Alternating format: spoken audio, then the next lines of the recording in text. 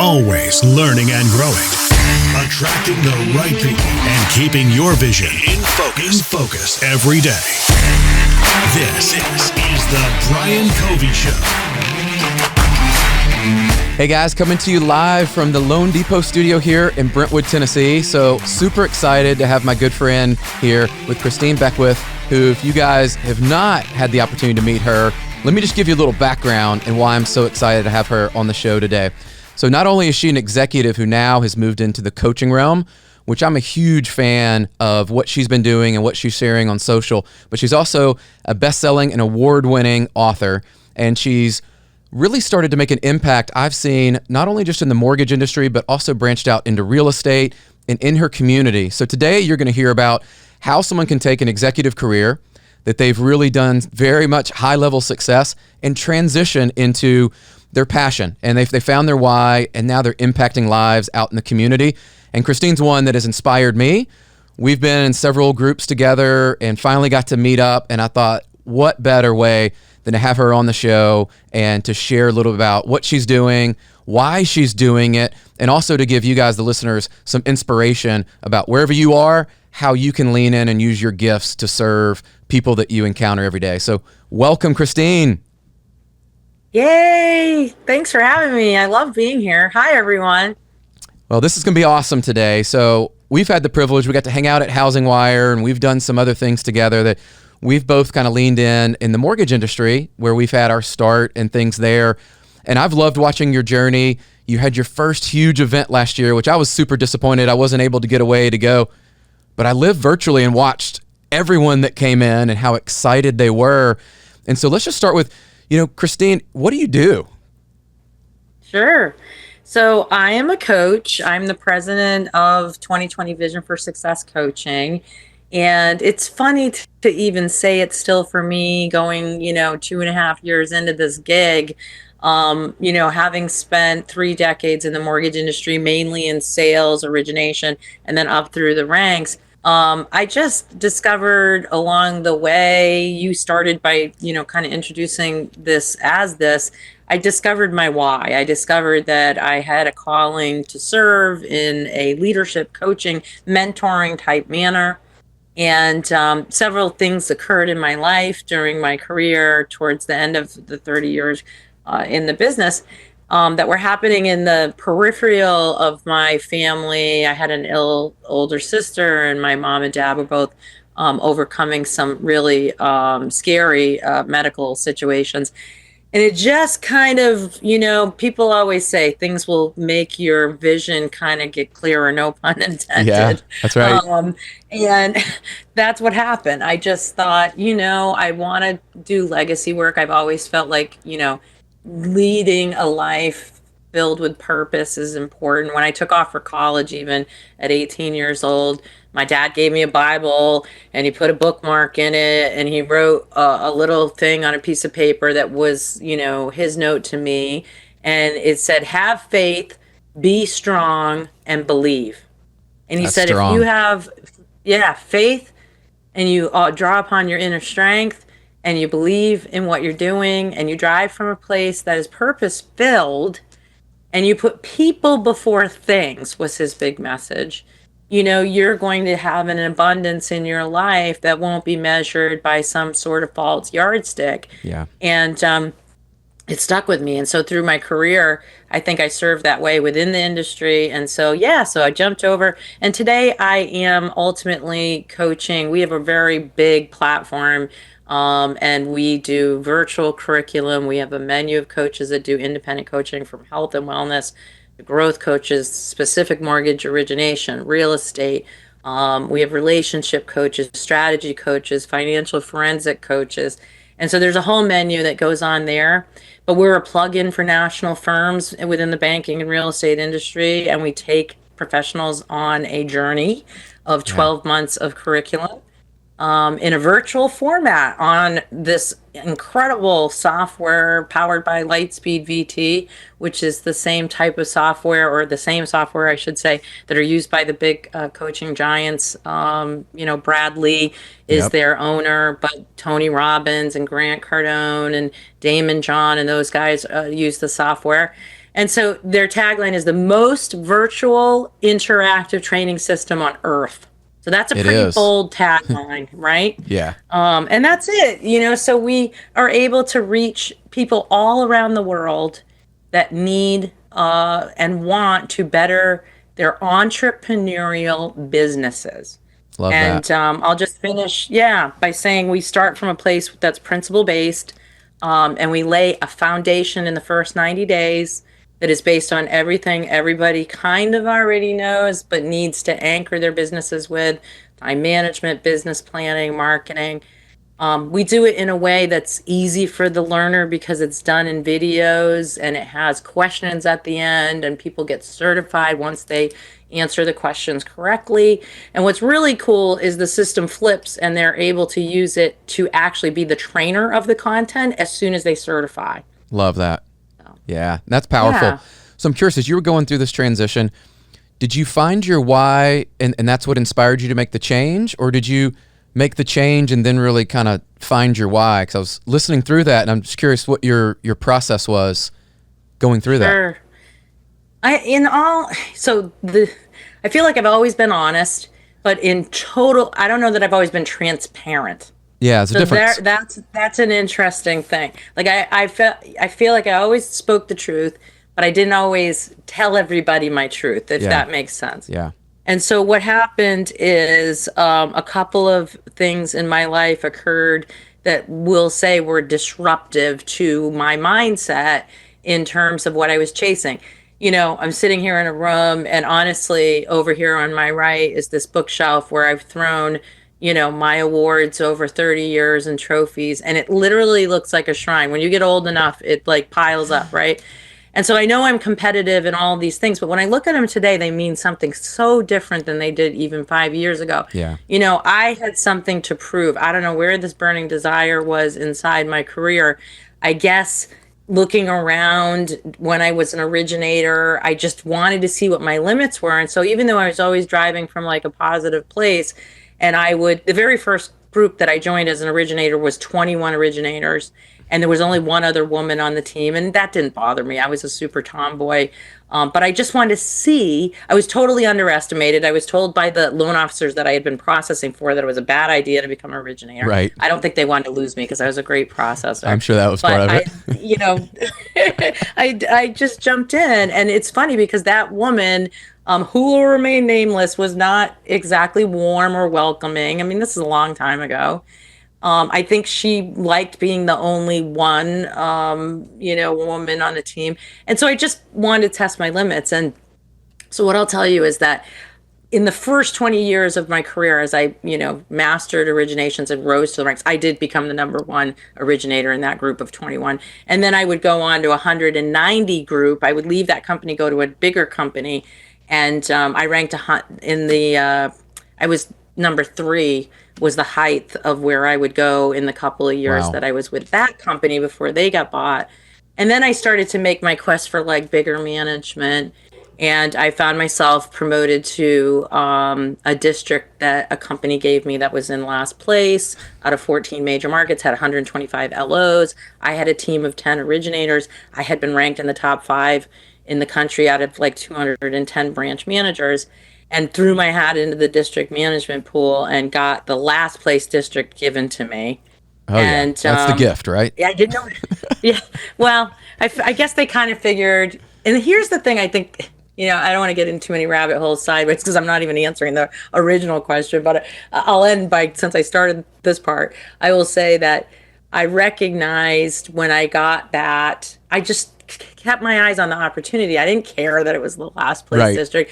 I didn't ever tell myself some victimized story of, I had people that said, oh, they're meeting the girl quota, because there was 13 men district managers and I was the only girl. And I just never thought that. Like, I never thought like I was checking some box off for them. And I always was like, oh, just wait, I'm gonna kick these boys' asses, you Yeah. know. Competitive Can drive we kicks say in. Yeah, you're great we're here. gonna have to see now, we're gonna have to bleep that. But anyways, You're good. yeah. So you know what? I'll just come back and say that, you know, I ended up taking on that team, and we would become the number one district in that company in 16 months. Wow. And we held that spot for like 3 years. So, and that made way for the next and the next thing in my career. But I look at it now and I drive from a completely different place. Like, so I guess maybe once I started to test my limits and win, I really wanted that recognition. And I kind of equate it to climbing a mountaintop. And, you know, other people around you might not want to climb mountains. Other people around you might hate on you because you're climbing a mountain they wouldn't climb. Sure. I get it. Some people look at that and think that's egotistical. I've just always been, you know, if you get close enough to me, I think this is true my whole life, you'll realize I'm athletic Yeah. minded. I'm sports minded. Very competitive. You know, Yeah. right. Competitive. I feel like, you know, let me get in there and test my own limits. Yeah. So, you know, I didn't drive from my place, but I'm far less. This is so funny, but I'm far less in the last 5 years focused on the accolades or the winning of trophies. And I'm really driven more from a more humble place, I think. And I say that, and I'm in the coaching arena now. And my very first ad that went up when day one of coaching was "Ready or Not, boys, here I come." Yes. And so it was like throwing down the gauntlet, like, okay, Yeah. here. So You can't take the competitiveness out, but you did mention a word earlier that I think ties it together, where you mentioned legacy. And I think that's probably where, as I've watched your career and just listening to you, you've shifted into a spot that's more legacy driven, of you can still be competitive, but want to leave a legacy. And it's just not the same sport, maybe individually, that you played as a district and, you know, regional and all those titles. It's just looks different in coaching, right? Yeah. Yeah, it really does. I understand the game. You know, what I loved is being in the trenches. And even when I would reach like senior vice president level and national level. So, I mean, I ultimately, it's funny because recently in this last couple weeks, it's reminded me, the volatility has reminded me of when I had to close down. You know, I would ultimately be the SVP after 12 years in that story of being the district manager. I would become those 13 other district managers' boss for the final 3 years. And I had the 900 LOs and the 210 branches under me. And I had to make the decision to shut the company down with the chief financial officer and put all those people and myself out of work, and then go on and like write another story for another 12 years. Yeah. And you know, I look at that and I feel like legacy has become part of the words that flow out of my mouth. I mean, age will do that to you, but there's also another thing.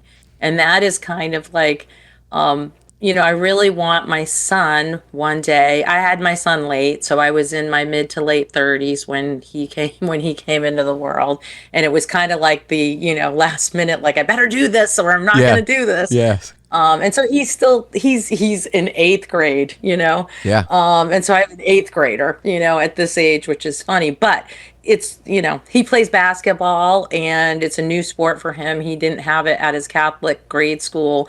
And so we got him a hoop this year and he practiced all year. And right before tryouts, he was playing soccer, finishing soccer season, and a referee fell on him and he broke his collarbone. Oh. And so he didn't make the cut. He tried out and it was really cute. This is when, you know, you hope you're doing something right. He called me the day of the tryouts, and we had already agreed at home, family discussion, that he couldn't try out because his arm was in a sling.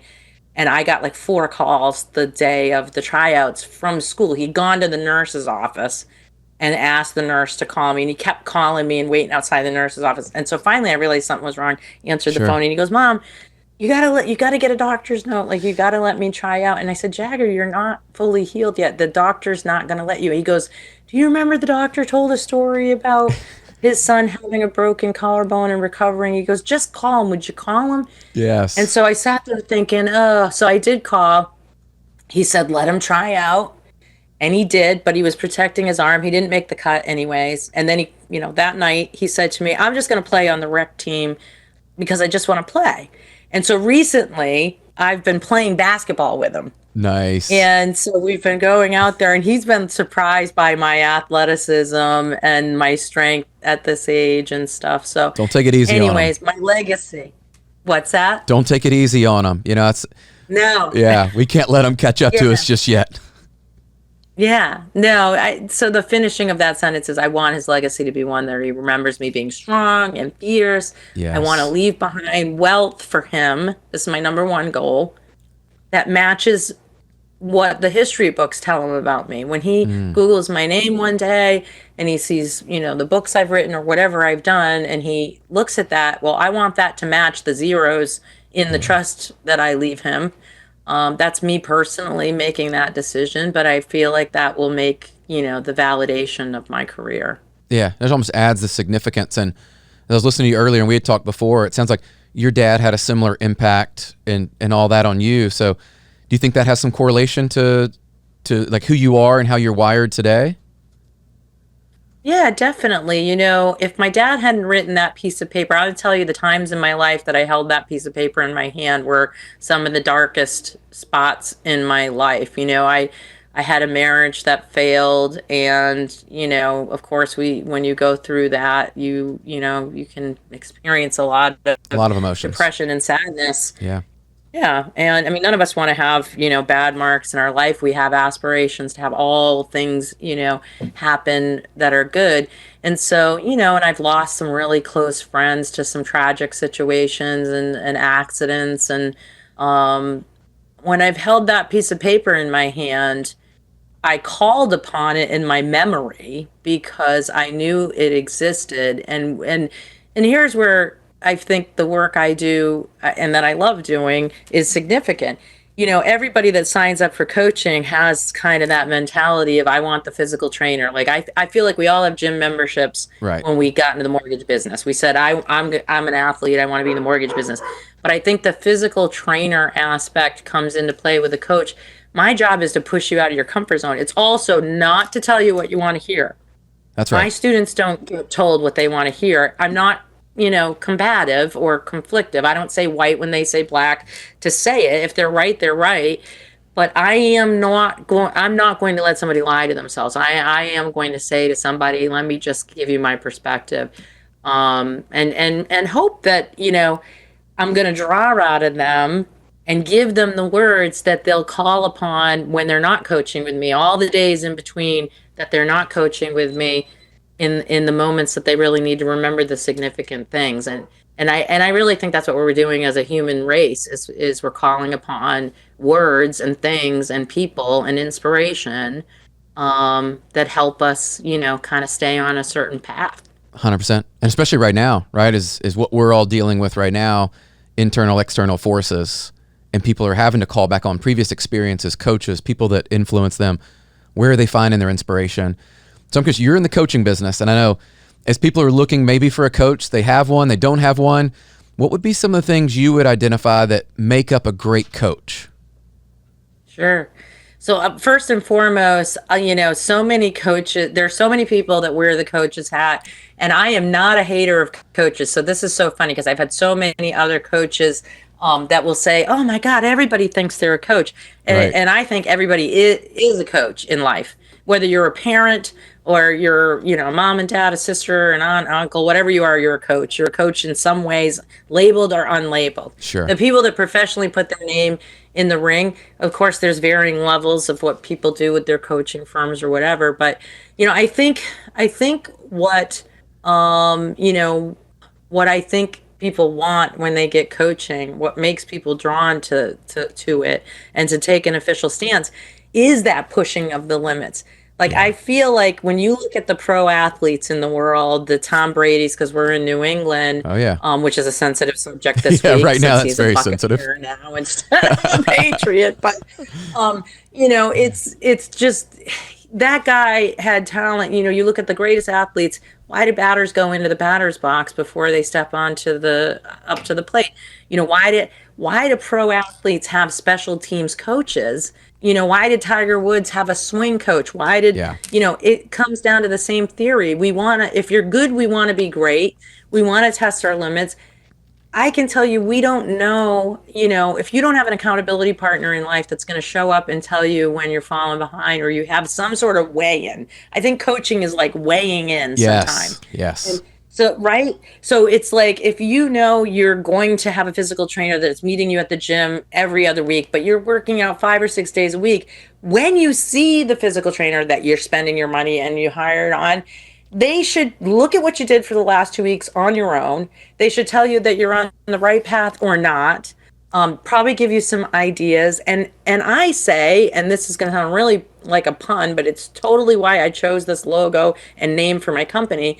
We need to help professionals have an eyesight for what's right in front of them. Yeah. Like, too many people overcomplicate things. I got that district of 125 people off last place, not because I said, let's become number one on day one, Sure. which would have been some far shooting goal that they would have never achieved. I said, what is the very next step we have to do that will take us out of this defined last place? Yeah. And I don't know, and we determined what the next step was. So, I mean, life is taken, mountains are climbed step by step, not in some full leap. And so I've never been afraid to do hard work, but I've also called out people that are lazy. I've said, you're not going to get there. You're not going to get there doing it the way that you're doing it. You're not showing up. You think you are. You're checking a box, but you're not really. Not all you're in. kind of cheating. Yeah. Yeah. Yeah, that's what we usually say is you can tell the difference between people, and I'll use the terms of like they're interested, and so they show up when they feel like it and when it's convenient. But you know the difference between the people that show up and just have that interest, right? Because they typically go to the gym once or twice a week, if that. They have the membership, but they don't show up. Then you got this other camp that's committed, right? And they're all in. They show up. They're there early. They stay late. And I remember that as a soccer player, one of my coaches would always say, you know who the winners are because you're going to find them ahead of practice and you're going to find them staying after practice. And Exactly. today, I mean, I think that's where you're seeing some separation between, I'm sure, Yes. people you see, right? Like they Absolutely. you can't bypass the hard work and you can't bypass those steps. And I loved how you said that is there was some clarity. It sounds like in that moment when you take a team or you take yourself, even put yourself in those situations where you are today versus where you want to go. There's this massive opportunity gap that we all like. I almost think of, I was visualizing the mountain you're talking about climbing is I can't go from here to here in one step. Right? Yeah. So if somebody's Right. wanting to take on, let's say, something new, right? And I think New Year's resolutions are long gone at this point for people. Either they were in and they had their intentions. If somebody said, you know what, right now I've got more time on my hands. Many people are working from home right now as we're recording this, and they've got an opportunity maybe to increase their physical strength, mental strength, a skill they want to learn. What advice or kind of consulting would you give them on where to start and how to approach that? Yeah. I think everything that you do has to start. So my tagline for this company is emotional awakening through education. And love so that. here's what I believe. If you look at my life's philosophy, which took me a long time to write in a short couple paragraphs, that has now been what has been on my website for over 10 years, because I had the 2020 Vision for Success Coaching website up from 2006 until now. I always knew this would be the name of my company. I used it to allow people to vet me professionally for speaking. And that philosophy has remained the same throughout, and it still is true. So I did do a good job digging in and figuring out what that is. It's commitment. And so I will tell you, we have an application process over here. We don't, we are not herding people in that can write checks. Money is important in any company. But of course, when you become a person that just opens the floodgates and let anybody in, you suffer from the quality of your output. What threatens my brand as a coach is bringing in a bunch of people that want to write checks and call themselves students of coaching, but not do the work. That's right. So what I do is I start with an application. I don't want everybody over here. I want people that want to turn out really good results, because it's more important than ever in the first few years of a new coaching company that you turn in studs back out, because you've got to be able to show that. So that's not defined at our company by volume. We have new people to the business that are coaching with us that show it, in my opinion, through the interview process. I talk to every single person that comes through. We have 13 sales executives here, but nobody gets allowed in until they've had a conversation with me. And so there's some filtering that occurs, where they're shown an orientation video, and then our sales execs say, well, what do you think of that? And they say yes. That kind of weeds the riffraff out right away, because we give an overview of what we do over here, and if it's not a match, they move on. But if they like it and they want more, they say, great, let me get you into Christine's calendar. And I'm going to spend a good 60 minutes with an individual, and it's very conversational. It's not really, interrogative. It's really just me learning about the individual. I have seen small percentage of people that say they're committed and then afterwards show that they can't stay committed. But when I say small, I mean small percentages. One of the things I prided myself in when I was a sales executive is very low attrition at the companies that I led, and very high ability to recruit. And I measured the 12 to 18 month mark of production with all the sales professionals. And I was willing, good, bad, or ugly, to show those numbers. Every single person submitted a forecast. Every single person was held to those numbers monthly from every sales seat down.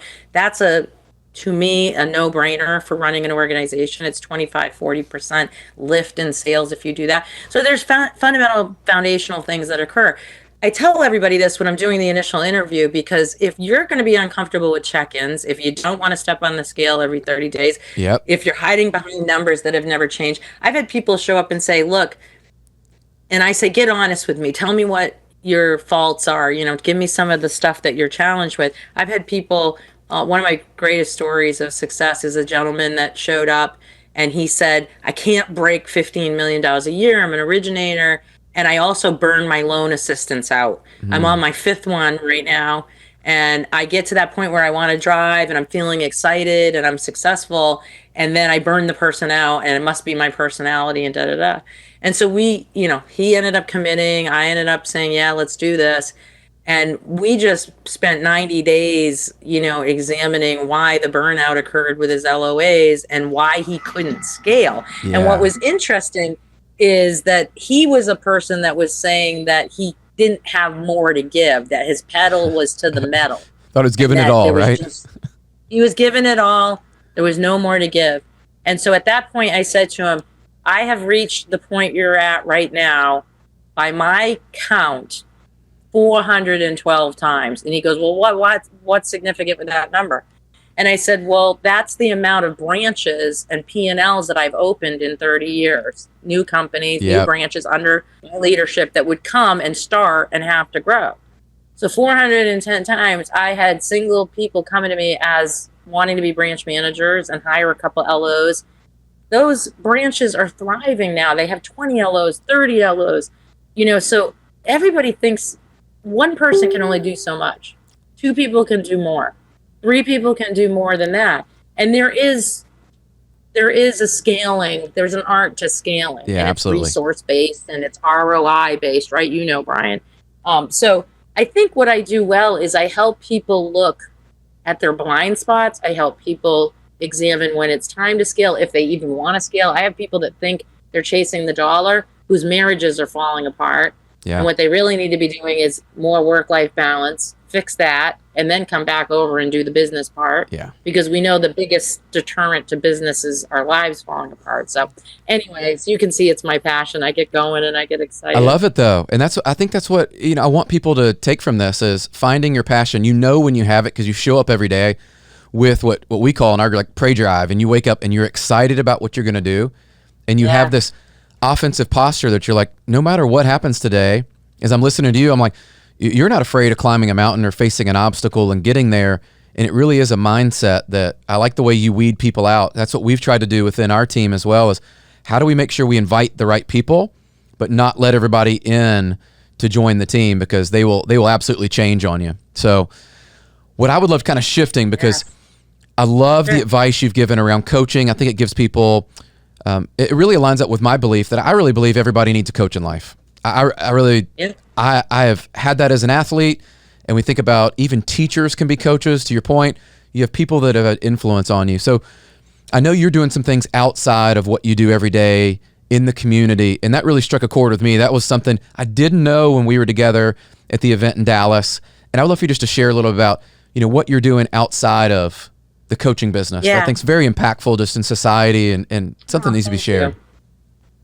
Yeah, so I went to college on scholarship, and my story is now public in my last book, where I share what it took to get to college and the 4 years through high school, how my high school years were very different than somebody else that knew that they would end up in a situation where they had college monies and whatever. And I think that's where I began to understand, I worked really hard. I had great mentors, a great principal, great guidance counselors, and I only got to school on scholarship. So what I want to tell you is, I experienced at the end of my college years a death of a very close friend, and I would create a trust back then in his memory, and I would begin holding art shows. He was an artist. I knew nothing about art shows either. And we started doing art shows, and then we raised enough money with these art shows. It caught fire. President at the time, Clinton, got involved, and we had HBO get involved. And the next thing we know, this thing took off, and I created this foundation that would end up giving 26 secondary education scholarships. And so that foundation I have since closed, and it ran really proudly for 20 years.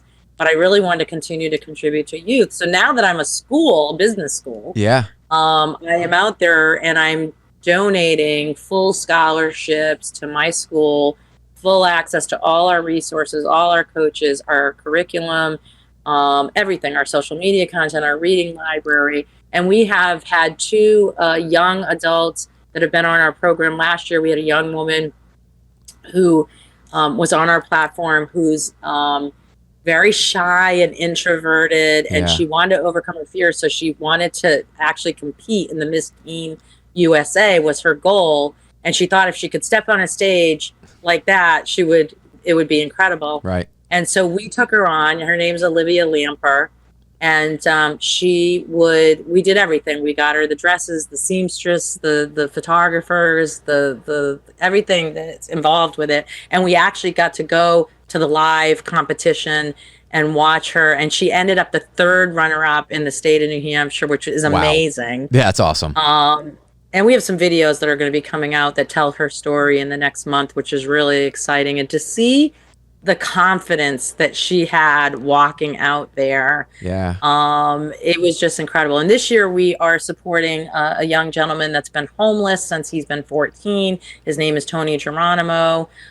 He right now, as we speak, lives in the basement of some friend's home, and he is now learning. He has this great creative mind and spirit, and he sees himself wanting to be in the future. His spirit is not squashed despite his difficult start. I totally see in him what I had back then the same way. And so he's going to get, our school. He's killing the professionals in the mortgage and real estate space this year with just devouring our content, showing up at our webinars. And he's just this eager, young, youthful energy. So, we're going to continue to give back to the youth and use them as an example for all ages to understand that we can all pay forward, whatever it is we're doing. I love that so much. And it ties back to the whole education piece that you talked about with your mission and your vision that you've got for 2020. Right. And I think it all comes full circle. And so that's why I wanted to get your story out there and share it, because I'm a huge fan of yours, and just to, affirm what you're doing. I'll tell you personally, watching what you've done is very inspirational. And I love that you've not only taken your gifts that but you're using them and really making a difference in the world. And it is inspiring other people. So continue to do what you're doing. We're going to get this story out, as I believe the things you shared today, not only from just coaching tips, how to build your company and shift from, being that person that works for a company to going out and finding your passion, to what you're doing in the community to help people. It's unbelievable. So thank you for sharing your story with us. Thank you. And Thank you for having us. You inspire me as well. And I know we knew of one another for a really, really long time and ran in similar circles, connected 2 degrees of separation, as they say it, with a lot of people. And then finally our worlds came together. I think we probably don't even have our full story told yet. I think this is the beginning of something wonderful. And I think when we all come together, the power that we all have to share words and wisdom and passion and all of those things. It's just really, really important. Being positive is not something that comes easily to people, not even me, believe it or not. Yeah, that's right. It is a choice. We have choices to make. So I hope the big takeaway here is, what are you going to choose to be and do every day?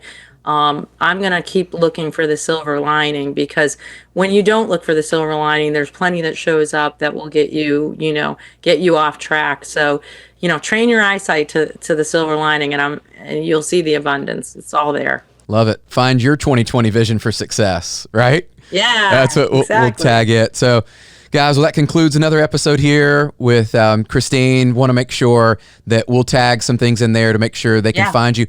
Where can they find you online for social the easiest? Yeah, so my name, Christine Beckwith, it can be found on anything. Instagram is 20_20_vision. We're on Twitter by the same name. LinkedIn's Christine Beckwith. Facebook, we have a 2020 Vision for Success coaching group and page. Please invite yourself over to the group. We have a lot of great sharing over there. And our website's visionyoursuccess.net. Love it. Love it. Well, this finishes up our episode. Thank you so much again. And guys, follow along. Make sure you find on Instagram. It's probably where I'm spending most of my time, at the Brian Covey, and then LinkedIn, Facebook. Find us there. And if there's any guests you guys want to see to add to our next upcoming group that we're going to have on, let us know. We're here to inspire you and motivate you and really encourage you to get out in the world and to make a difference. And I believe we're better together. And so that's what we've shared today. Take some of what Christine shared with you. Go implement it in your life. Okay, see you guys next time. Subscribe, rate, and review The Brian Covey Show today. Go to briancovey.com.